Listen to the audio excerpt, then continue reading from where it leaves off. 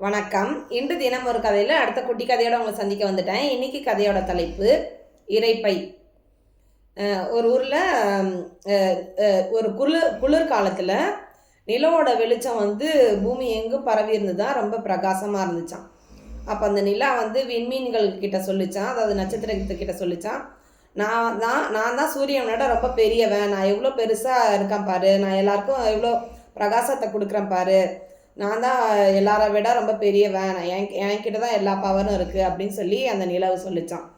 அதுக்கு அந்த விண்மீன்கள்லாம் நம்ம சின்னதாக இருக்கிறத நினச்சி வந்துச்சான்.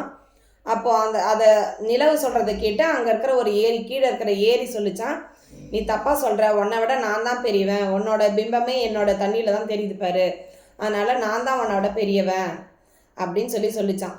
அந்த ஏரிக்கு ஓரத்தில் இருந்த ஒரு சுண்டெலி சொல்லிச்சான், உங்கள் 2 பேரையும் நான் என் கண்ணால் பார்த்துட்டு இருக்கேன், அதனால் என் கண்ணு தான் ரொம்ப பெருசு அப்படின்னு சொல்லி அந்த சுண்டெலி சொல்லிச்சான்.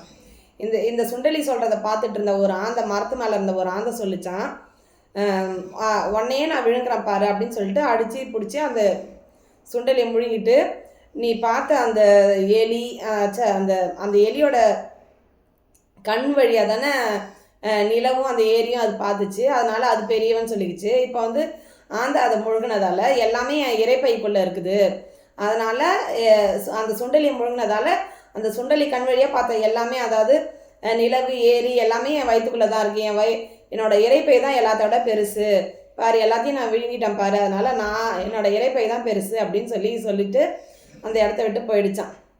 அதோட இந்த கதை முடிஞ்சுது. இந்த கதையிலேருந்து நம்ம என்ன தெரிஞ்சுக்கிறோன்னா, ஒன்றுத்தை விட இன்னொன்று ஒருத்தரும் ஒரு துறையில் சிறந்திருப்போம், ஆனால் உன்னை விட நான் சிறந்தவன் அப்படின்னு போட்டி போட்டுட்டு போனால் இந்த இந்த சுண்டலி ஆந்தைக்கிட்ட மாட்டினா மாதிரி எதனா ஒரு ஆபத்தில் அப்போ தான் போய் நம்ம சிக்குவோம்.